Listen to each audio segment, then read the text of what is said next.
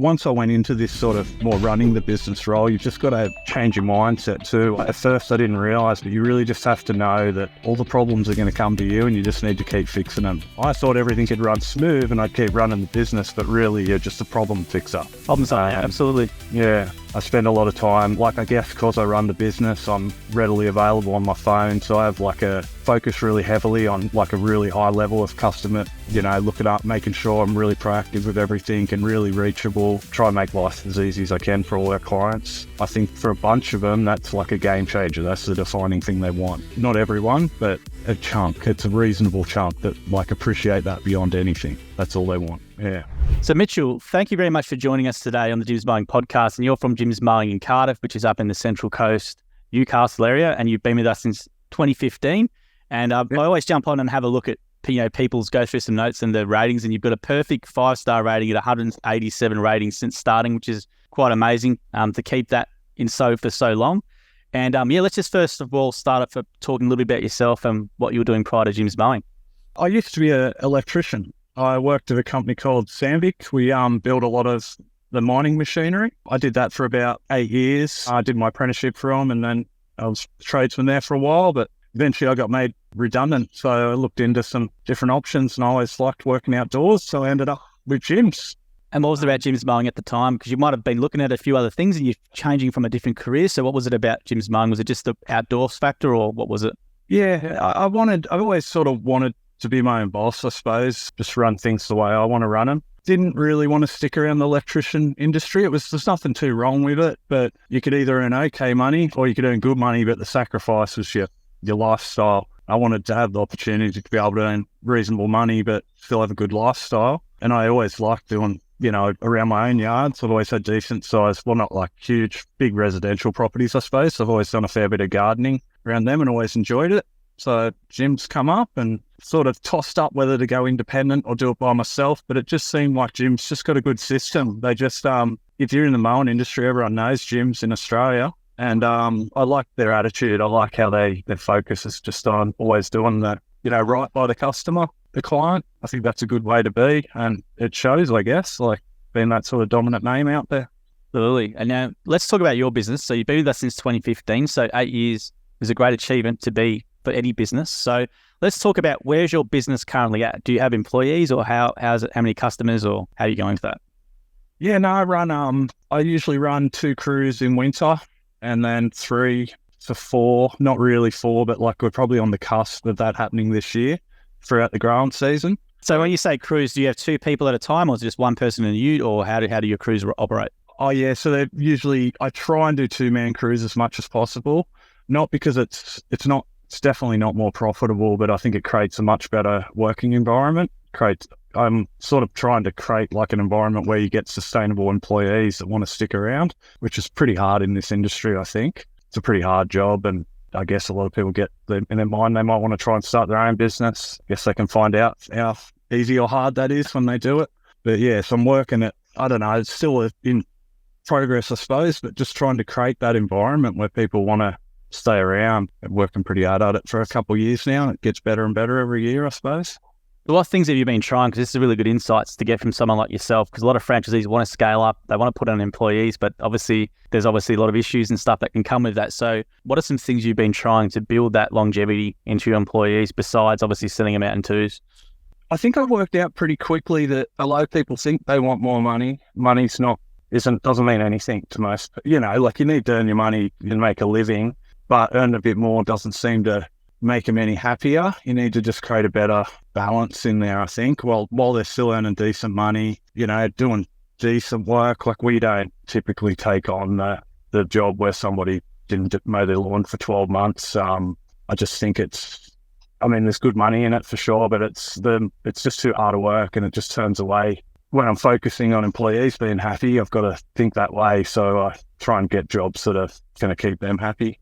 I tried to bring in some bonus sort of programs, but I'm not convinced that they're going to work yet. I've sort of, that what's his name? Mike Anderson. Yeah.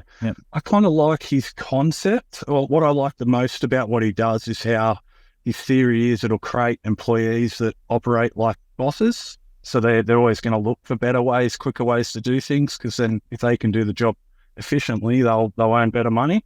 But so far, I haven't successfully bought anything in like that. But that's one of the things I'd like to do. I'm just mindful that every time you sort of throw a bit more money at them, you have to expect a bit more out of them. And I don't think it necessarily makes them any happier. So got to balance that. I look after them pretty well in winter too. So I could get rid of more people in winter and still get through the work. But instead, I sort of quite often on Fridays, I'll pay for them to have the day off or come in for 2 hours so they'll still get the full day. I think in this industry, you just put your efforts into making, doing well in the growing season. And as long as you're getting through winter, you're okay. We could do well in winter now, but instead I choose to look after everybody and try and keep everyone on. What you've just said is some really good insights, some fantastic advice. And I love what you said about that you won't take on any jobs that might, you're looking after the jobs for your employees, whereas most people might go, we're going to take anything and everything and I'm going to flog my employees and that's it. But you're actually taking specific jobs, or you're not doing specific jobs that your employees might not, be accustomed to or might take too much of a toll on their body.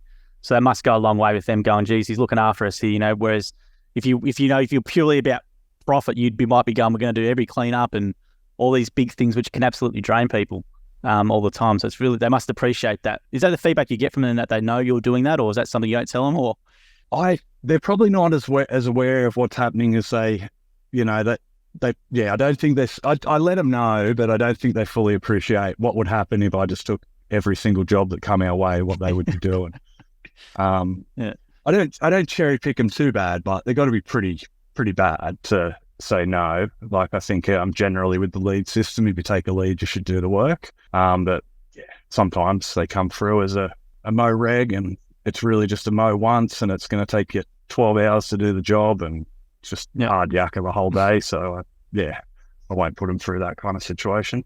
And the stuff you said about winter is fantastic as well, looking after them, even though, financially might not be the best thing, purely that's like a people-focused approach. And I think that goes a long way with people. I think that's great to hear that you do that. I think it's really awesome and looking forward to sharing that. I was going to say as well, Mitchell, with your businesses, when did you go from the sole trader to having an employee, and how was that like in the early days doing that shift? How long ago? Maybe I had my first employee 6 years ago or so. Yeah. I've always probably put on people a little bit quicker than I really need to, just to take away, you could hold out longer and it'd be very stressful. Whereas I've sort of had the approach that when you can do it, just do it. If you can get them trained up, it all sort of works in your favour without having a lot of stress, I suppose. Employees, I didn't appreciate the stress that would come with them. It's far easier to work by yourself. There's no stress when you're actually doing a job out there. Now I spend my whole day, I usually spend half my day quoting and then half my day doing all the administration I need to do.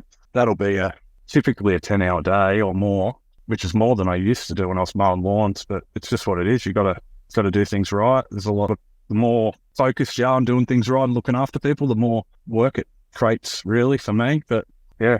Are you enjoying it though? It's the main thing. Yeah, I've had some horrendous moments. I had about 3 years ago, I think it was about 3 years ago, I got a bit unlucky with employees and I lost a few at once. And it ended up just being me and one other guy working most of the growing season. It was just as COVID hit, so you couldn't employ people. They were too good they were in that $750. And we ended up for a whole growing season mowing lawns monthly, which didn't go well. Lots of, not complaints because we weren't there, but more lots of overgrown lawns. That means that you can't get through your work as quick, and it was quite bad. I ended up losing about a third of my clients, which was quite, don't blame them. It was a horrible situation to be in.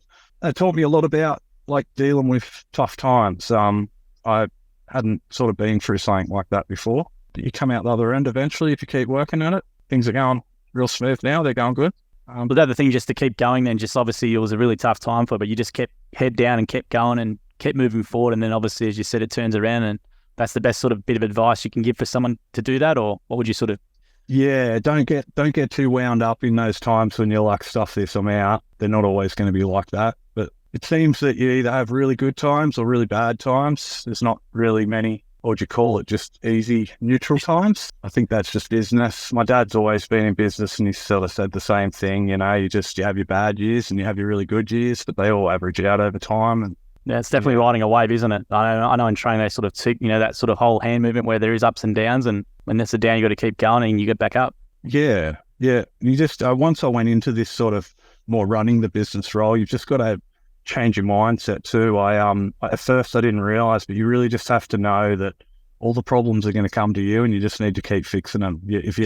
I thought everything could run smooth and I'd keep running the business, but really you're just a problem fixer.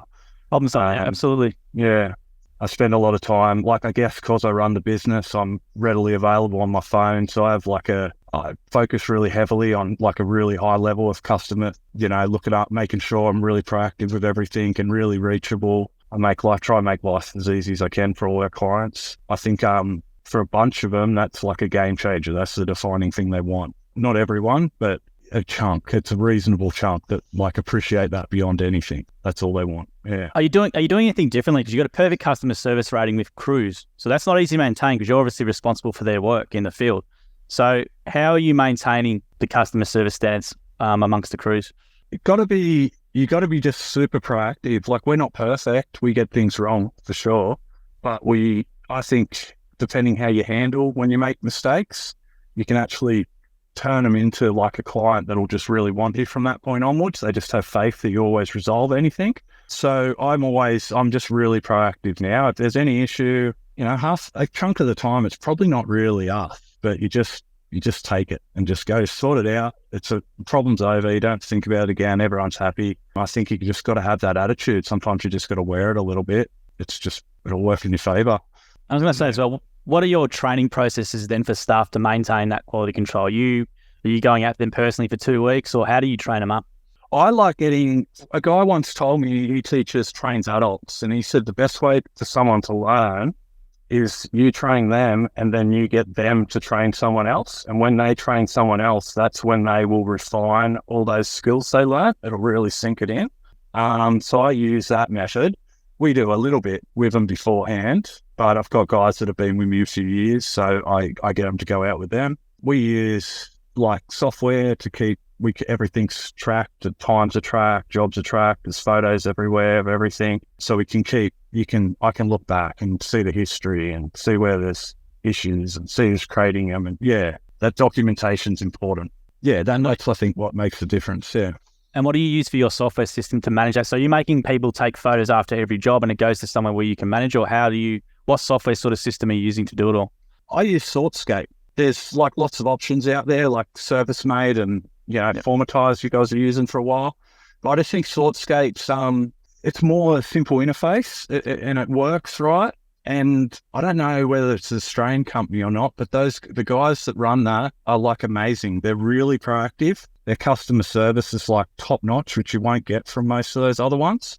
You can bring up stuff that you think would be better, or how they could change their software to improve it. They'll respond with thoughtfully and ask more questions. And sometimes next week that'll be updated. They'll create that, which I just think is amazing. So utilizing that, LinkedIn with QuickBooks, can get me pretty well everything documented properly. I also use a company called Bright HR. They're sort of like a sibling company, I think, to EmploySure, and they're all based off WHS, all your safety, making sure your systems are set up right. They can give you all the advice you need. So I've got them there too, which between those three, it seems like you can just tie everything in quite nicely. So how does your day then look? Let's just sort of outline, because you're obviously working on the business, which is great. A lot of guys want to get from that sole trader to employees and maybe to a position where they're doing what you're doing, which is quoting half the day and running the business from the office or wherever you're running it. So just sort of talk about how do you sort of structure your day or your week? You've mentioned a few of these things, but I just want to try and get a clear plan or outline for these guys about the activities that as a business owner working on your business that you're doing, that they could, these are the things they need to start looking at or maybe learning to try and do.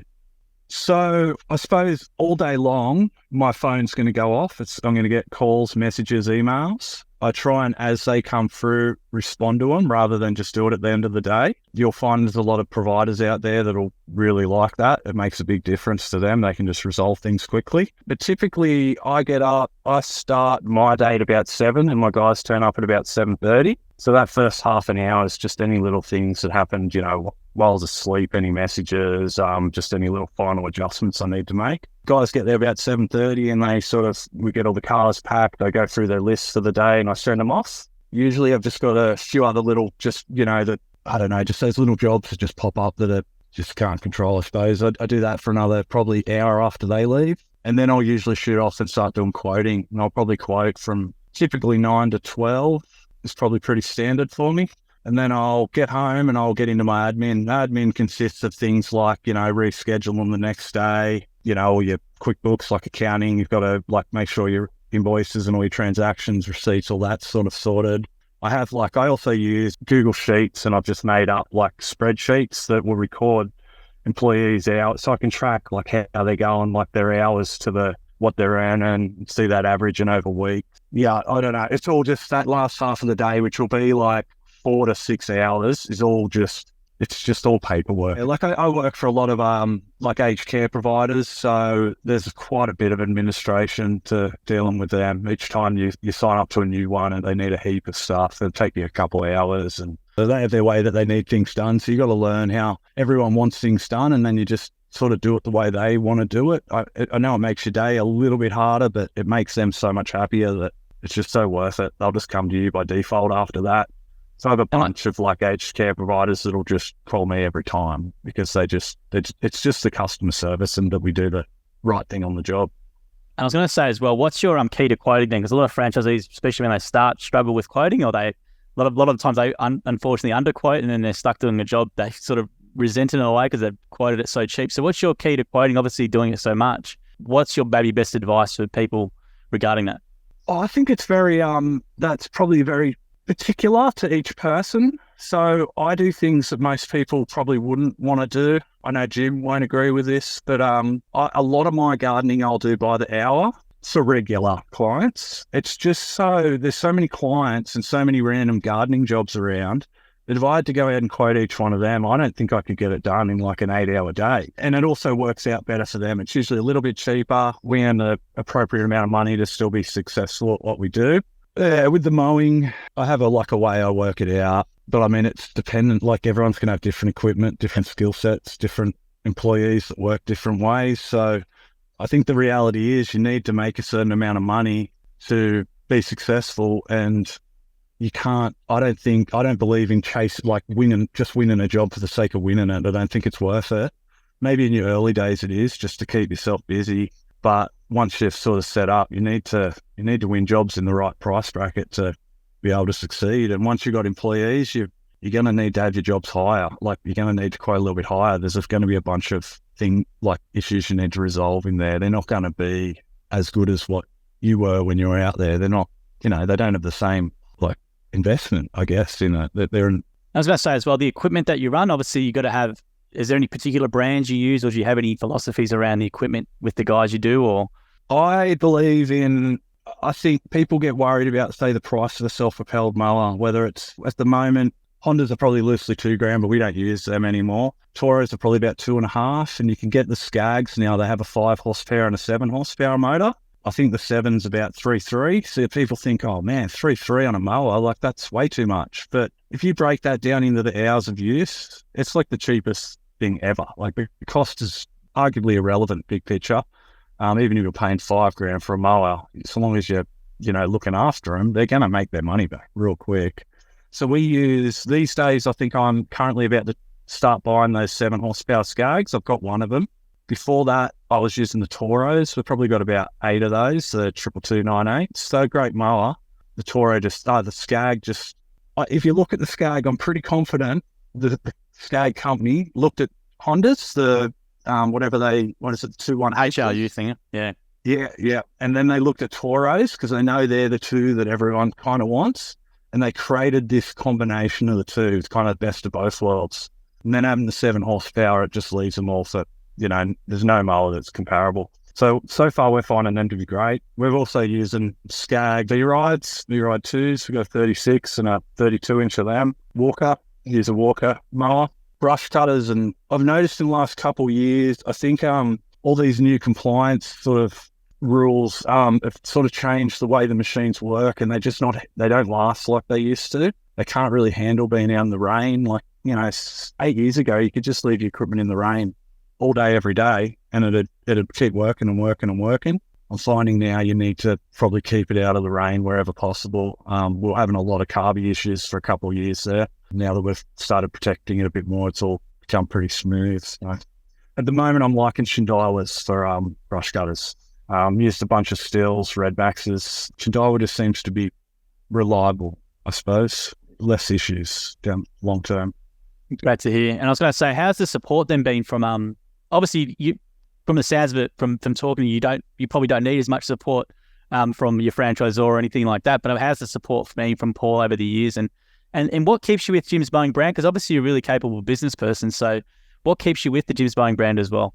Paul's awesome. I think we're lucky to have him in our area. I think he's quite switched on to how it all works, and you can just ring him up whenever you need to. He'll either pick up then, or typically he'll get a call back like within 10 minutes, usually a message in between, just letting him know you'll call you back. He's awesome. I don't need much off him. Typically, I just get the phone calls off him, just checking in most of the time, but occasionally got asked for advice, and he's always got good answers. He's always all over it. He'll just send you something from his computer about it when he'd worked on it before. I guess initially those franchise fees felt like a bit, but now they're just like, we actually, in our area, Paul refunds us a chunk of our advertising money every month. If we put all our money into advertising, there'd be too many leads come through. It's already, I'd say, I don't know, it might be over 50% don't get service sort of thing. So I think I don't know, I like having people call gyms because they know we'll do the right thing. They know we'll do the job. There's just peace of mind there. You go independent, suddenly you're not going to have that. I'd say you're probably likely to pick up a little bit lower caliber leads where people are only focusing on the cheapest rate they can get.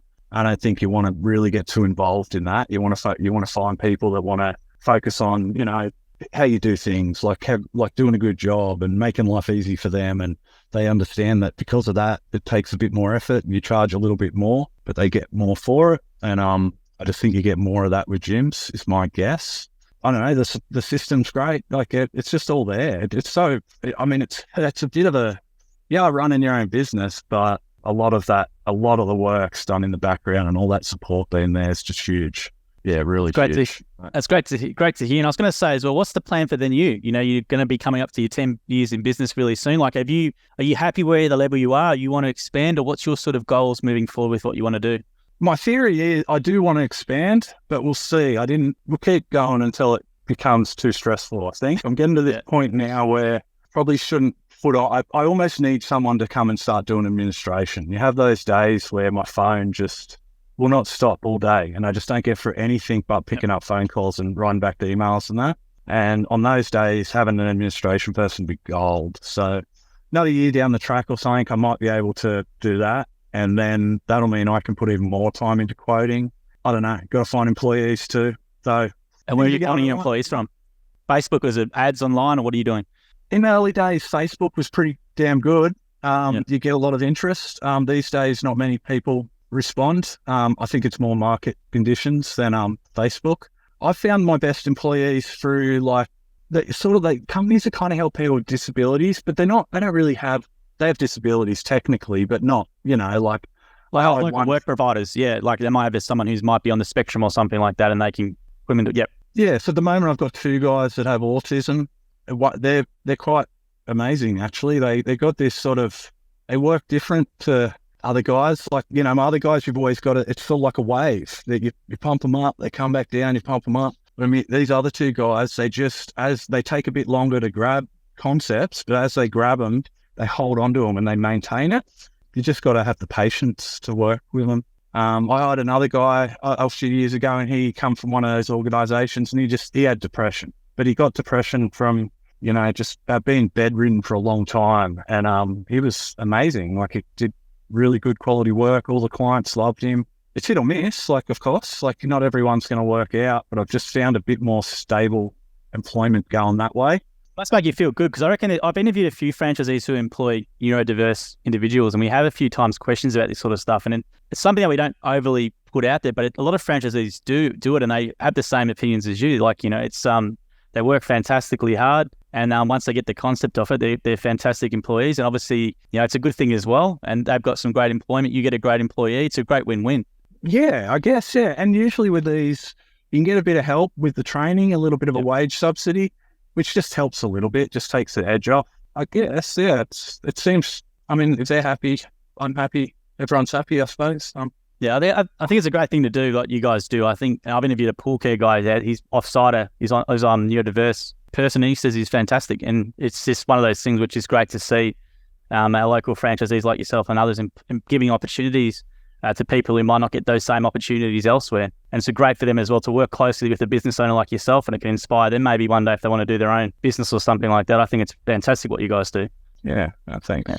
I know I pumped you up there a little bit, but that's I just think it's a great point to do, and hopefully we can clip it out there, because I think people need to realise a lot of the Jim's Mowing franchisees in general, like it's more than 2,000 of them. There's a lot of it's not out there. You don't go around saying look what we do, but I think it's a really important thing that people know. But a lot of our franchisees do take on neurodiverse individuals or people who might not get an opportunity at other employment opportunities, and it's a great thing that our franchisees do for the community. I was going to say, Mitchell, looking back in the 8 years, what's the highlights been for you? Has it just been the lifestyle, or has it been you're happy with where you are, or what's sort of been the highlight for you over the 8 years? Has there been anything that stood out for you? It's been a lot of there's been bad times and good times. There's a lot of hard work gone into it. So it's just you feel like you've accomplished something. You're doing something. All the issues that come up, I have control over to resolve how I think's right. I don't have to get caught up in too much politics like I would if I was an employee. I like being able to, I've just got the flexibility at the moment. I do that, what we talked about, get the guys ready, a little bit of work, and then I shoot off and do quoting. But in between, before I go do quoting, I can always drop my daughter at childcare. If my partners can't do something but Arvo, I can easily pick her up. It's always on me. I like having that flexibility and not having to have a boss that tells me that I can't do something or can or do it this way. Like me, mate. So I'm in that position. So with Jim, but no, it's all good. But I was going to say it's great to hear what you've done after 8 years is not an easy thing to be in business. The stats show that after 8 years, 10 years, not many people are in business still. So it's a pretty good achievement to be in business, and you've obviously built a really fantastic business for yourself and what you do. And it's great to hear as well employing the neurodiverse individuals. I think it's a great thing as well. And you've obviously got an amazing system, because you've got a perfect star rating, which is not easy to maintain with a team of workers. It's definitely not. So well done to yourself, Mitchell, and thank you very much for taking. You pulled obviously on the side of the road there, or to speak to us today. So we've got to leave you to it, because I hate to see your phone at the moment. So we've got to leave you to it, mate. And thank you very much for your time today, Mitchell. We really do appreciate it. Thank you, Joe. Yeah, no problems. No worries, mate. Have a great day, Mitchell. Thank you for listening to the episode of the More Than Just Mowing podcast by Jim's Mowing. If you do need help with your local gardening expert, please give us a call on 131 546 for Australia, 0800 454 654 for New Zealand, or head to jimsmowing.com.au or jimsmowing.co.nz. If you liked what you heard, please make sure to leave us a review as well, wherever you consume your podcast. We appreciate your support. And until next episode, we hope you have a great week.